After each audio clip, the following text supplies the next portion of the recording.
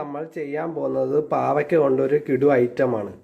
അതിന് മുമ്പ് എൻ്റെ ചാനൽ സബ്സ്ക്രൈബ് ചെയ്യുക. കൂടെ ബെൽ ബട്ടണും കൂടി അമർത്തിയാൽ ഞാൻ ഇടുന്ന പുതിയ പുതിയ വീഡിയോ നിങ്ങൾക്ക് നോട്ടിഫിക്കേഷനായിട്ട് ലഭിക്കുന്നതായിരിക്കും. എന്നാൽ വീഡിയോയിലോട്ട് പോകാം.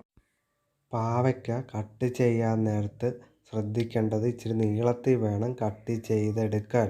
ഇതേപോലെ എല്ലാം കട്ട് ചെയ്തെടുക്കണം. നമ്മളിപ്പോൾ പാവയ്ക്ക കട്ട് ചെയ്ത് കഴിഞ്ഞ് നമുക്കിനി ഇതുപോലെ വൃത്തിയാക്കി എടുക്കണം. പാവയ്ക്ക ഫില്ലറിന് ആവശ്യമായ ചേരുവകൾ: സബോള 1, ക്യാരറ്റ് 1, തക്കാളി 1, ഇഞ്ചി ആവശ്യത്തിന്, പുളി ഇച്ചിരി കൂടുതൽ എടുക്കണം, ചിക്കൻ മസാല ആവശ്യത്തിന്, തേങ്ങ അരമുറി. എണ്ണ ഒഴിക്കുകയാണ്. ഇഞ്ചി, സബോള, ക്യാരറ്റ് ഉപ്പിട്ടതിന് ശേഷം നല്ലപോലെ ഇളക്കി കൊടുക്കണം. തക്കാളിയും തേങ്ങാപ്പീരയും ജസ്റ്റ് ഒന്ന് വാട്ടിയെടുത്താൽ മാത്രം മതി. എടുത്ത് വെച്ചിരിക്കുന്ന പുളിവെള്ളം ഒഴിക്കണം. പാവയ്ക്കയുടെ കയ്പ്പ് ഡൗൺ ആക്കാൻ വേണ്ടിയിട്ടാണ് നമ്മൾ പുളിവെള്ളം ചേർക്കുന്നത്. നമ്മുടെ മെയിൻ ഐറ്റമായ ചിക്കൻ മസാലയാണ് ഇടുന്നത്. ജസ്റ്റ് എല്ലാം ഒന്ന് വാടിയാൽ മാത്രം മതി. നല്ലപോലെ ഒന്ന് ഇളക്കി കൊടുക്കണം. പാവയ്ക്കയിലോട്ട് മസാലക്കൂട്ട് നിറയ്ക്കണം. ഇതുപോലെ നിറച്ച് വെക്കണം.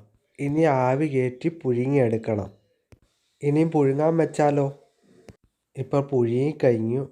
വെജിറ്റബിൾ ഇഷ്ടമല്ലാത്തവർക്ക് ഇറച്ചിയിലും ചെയ്യാൻ സാധിക്കുന്നതായിരിക്കും.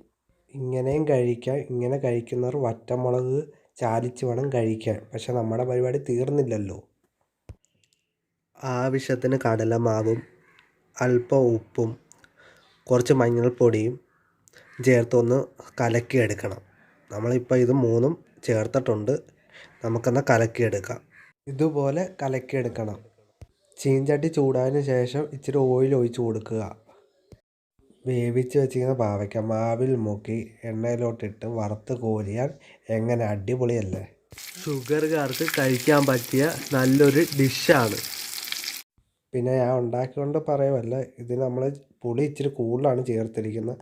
അത് വേറൊന്നും കൊണ്ടല്ല, നമ്മൾ പാവയ്ക്കയുടെ കയ്പ്പ് കുറയ്ക്കാൻ വേണ്ടിയിട്ടാണ് അങ്ങനെ ചെയ്തത്. ഇത് നിങ്ങൾ ഉണ്ടാക്കി കഴിക്കാൻ നേരത്ത് വറ്റമുളക് ചമ്മന്തി ആയിരിക്കും ഇതിന് നല്ലത്. പിന്നെ സോസിലും കഴിക്കാം. പാവയ്ക്ക റോളർ റെഡിയായി കഴിഞ്ഞു. ഇനി നമുക്ക് കഴിച്ച് നോക്കാം.